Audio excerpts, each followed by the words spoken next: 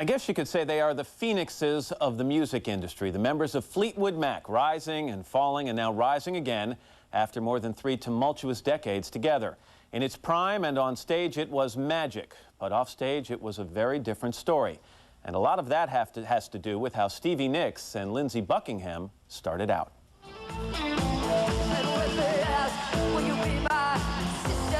She had the husky voice and a sexy, sometimes mystical on-stage presence. He was the master guitarist, arranger, and producer.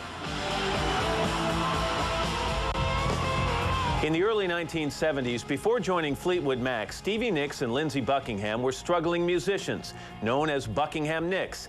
And while the critics loved their album, it didn't sell, and the duo was dropped by their record company.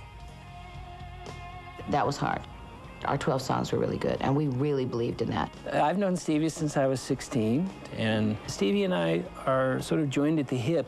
Partners in music and in love, Buckingham Nicks decided to tough it out together and wait for another opportunity to record. Lindsey continued writing and producing songs, while Stevie made ends meet as a housekeeper and as a waitress. I was an excellent cleaning lady. I was never going to make Lindsey go get a job because he's too much of an artist, and I would rather see him sitting on the floor with his guitar practicing than have him go out and get some stupid job, because I could do a stupid job and it didn't bother me. It would have bothered him. It finally paid off. In 1975, drummer Mick Fleetwood was looking for a lead guitarist for his band. Mick called us on New Year's Eve. He asked us if we wanted to join the band, sight unseen. No audition, no playing, no hanging out, nothing. Just like that. The chemistry was right, and it showed in record sales. The album was called Fleetwood Mac. With new members Buckingham and Nicks, it topped the charts and revitalized the band. Joining Fleetwood Mac, for both of us, probably more me than Stevie, was an exercise in adapting. Adapting to the instant fame, the money, the drugs, but mostly to Stevie Nicks' meteoric rise to star status in the band. The second that people started to single me out, it caused trouble in the group.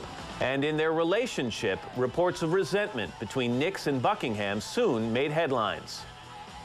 She was the lead singer who was out front. She has that great voice. She had this mystical image. My contributions were always less easy to sort of put a box around. I mean, being the guy who was really making the records, inherently you're more behind the scenes. I did not ask to be the one that became the most famous. I didn't really want to be that person. I was just fine being a total backup to Lindsey. I never asked to be the one under the spotlight. It just happened. You can go your own way. And while tensions within the group got worse, the music got better. In 1977, Fleetwood Mac released Rumors, the third best-selling album in music history.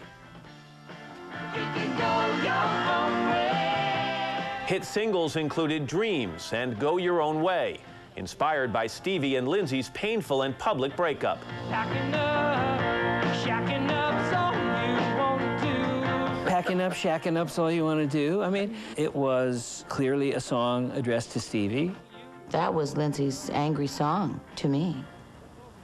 And you see, whereas I would write Dreams, which would say, when the rain washes you clean, you'll know. That's my romantic way of leaving the relationship. When the rain washes you clean, you'll know. In 1987, what was left of the Buckingham-Nicks relationship was finally shattered. At the last minute, Lindsey backed out of a world tour. Everyone thought this was the end of Fleetwood Mac. I started screaming at Lindsey, and Lindsey started screaming at me, and everybody started screaming because he was really going to quit right before a tour. And he did. When I left the band in '87, it was definitely a survival move. And that's why it took a few years after leaving to sort of, you know, get to the point where we could be friends again. I think that Lindsey, in his heart of hearts, feels that if we hadn't joined Fleetwood Mac, we'd probably still be together today. And he may very well be right. Loving you isn't the right. Somehow, after 38 years of loving and hating each other, they found middle ground. And for them, it's back on stage, touring with Fleetwood Mac.